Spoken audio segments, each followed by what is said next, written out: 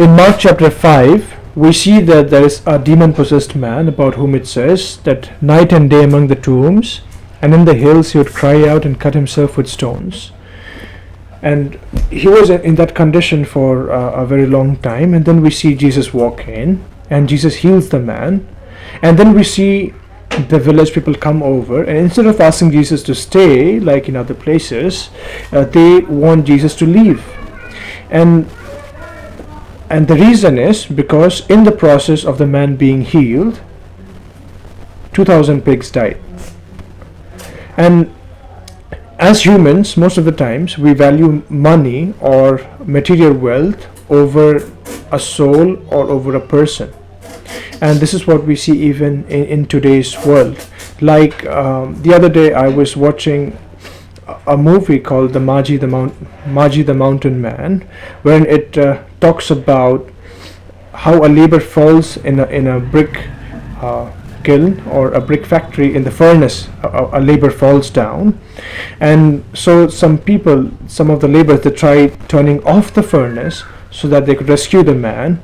And the owner, like, he shouts and he says that if you turn off the furnace, so I'll lose business, or all my bricks will become useless. And so instead of turning off the furnace, they let the furnace burn, and the man is burned to death. And we see that people valuing money over the person. But in Jesus' word, when we read in Mark chapter 8 verse 36 and 37, it says that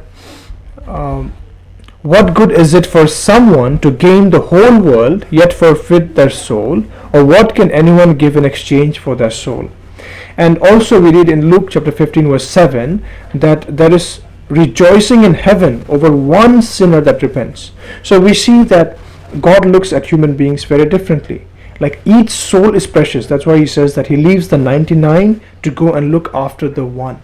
And we as followers of Christ, we also ought to do that. We need to value one soul, one person, over money or over material wealth. Now, how do we do that? The other day I was reading an article about how a young man who was a believer, and he was working in a small hotel in a small town. And one night, all the rooms were booked, and a couple comes in with a young boy who was having fever, and they say that we need a room to stay for the night. And this person, he looks at his register, he looks at the rooms, and he says that, oh, we do not have any space. All the rooms are booked, and we have no space. But then he says that, but how can I let you go out in this night with a sick child? And let me see what I can do for you. And then he tells them that, okay, there's one thing which I can do is the room wherein I stay. It's not that comfortable, it's not that luxurious, but you can, if you want, you can manage the night, and then in the morning you could go out and look for or you could take him to the doctor, and you could get him treated. And so he takes them to his room, which they see, and they agree to stay for the night. And so they stay the night, and in the morning, before they leave, they were so grateful that they told him that you have such a good heart that you should be the manager of one of the best hotels in the country. And then they leave and they go, and 2 years later, he was still working in that same hotel, and he receives a letter, and the letter comes with 2 tickets, with return tickets to New York, and he's invited to go there for a few days. And the letter was from the same couple who had stayed that night in his room with their sick child.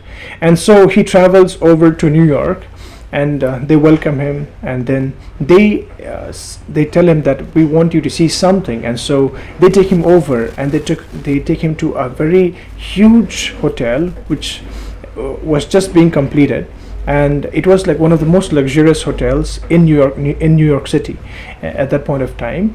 And they tell him that we want you to be the manager of this hotel, and he's like shocked because he did not really expect that. And then the couple said that this belongs to one of our relatives, and he was looking for a good manager for this fine hotel which he is building, and we recommended your name, and he was very much happy to have you. So would you be willing to be the manager of this big hotel which is being built?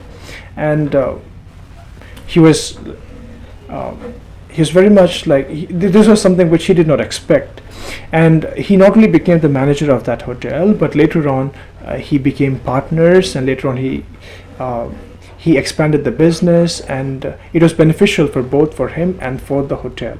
Now, one thing which I would like to say is we need to value people, we need to value soul, instead of being more focused on our business or more focused on our material wealth, and because that's what the Bible teaches us, and that's what we ought to do as believers in Jesus Christ. Thank you, and have a good day.